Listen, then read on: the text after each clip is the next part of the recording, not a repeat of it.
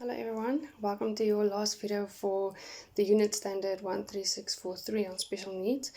I want to start off by reminding you how important it is for all of you to start reading up on different special needs. Obviously this module is just containing a few information or very little information about the different special needs. So you can research on the internet, use Google. There's a really amazing resources on the internet.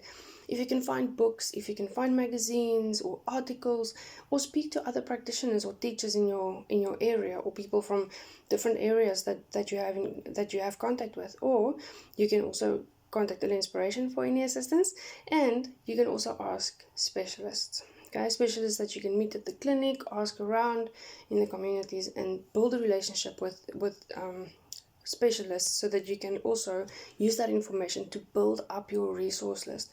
This is really a valuable point that you need to remember, is that you need to start gathering information, contact information, names of people that you can contact when you need information on any health related matters or any education related matters, and specifically also special needs. So one of the most important things about early childhood development is continuous assessment. In other words, we need to continue assessing our children to see whether they are achieving their development goals like they should.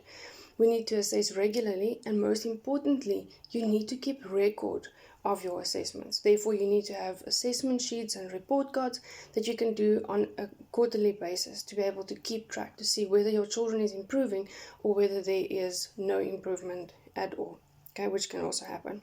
So I'm very sure that you have been thinking a lot about special needs during this module and your activities, and you might have started to identify children in your class that you think, I'm sure there's a special need. Remember, special needs is also children that is not developing the way they should. It can also be children that's developing very fast.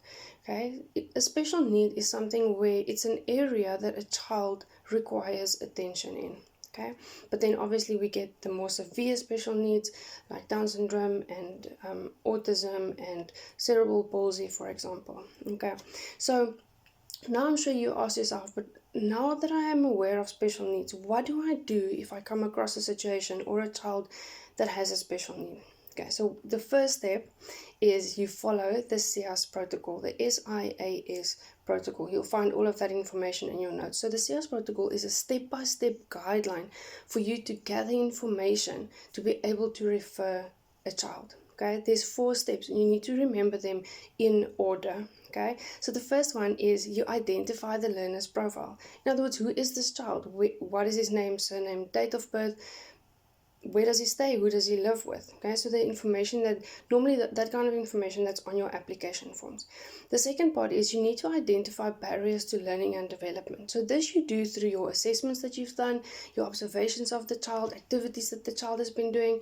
Okay, so you gather information, and then that's where you start picking up things are a little bit concerning to you. Okay, then you have your assessment records, which will then support your judgment that you made in the second step. Okay, so that's your assessment sheets, your report cards, any notes that you've made about this child, like your evidence that you are building up. Then you use that information and you need to develop a plan. Okay, so the plan can either be that the child needs to go to a special education school, okay, or the child might continue in your center or your school, but with additional support. Okay, so if a child is going to a special education school, they need an individualized education program.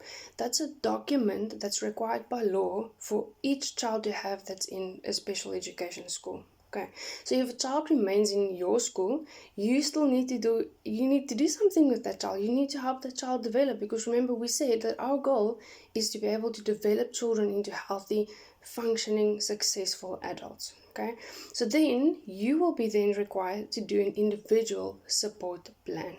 Okay, so that's a plan that you need to put in place for the children in your class that requires special needs attention. Okay, so this plan consists of the goals that you have for the way forward. Okay, so there's small short-term goals, which is your smaller goals that will take you 1 to 3 months to achieve.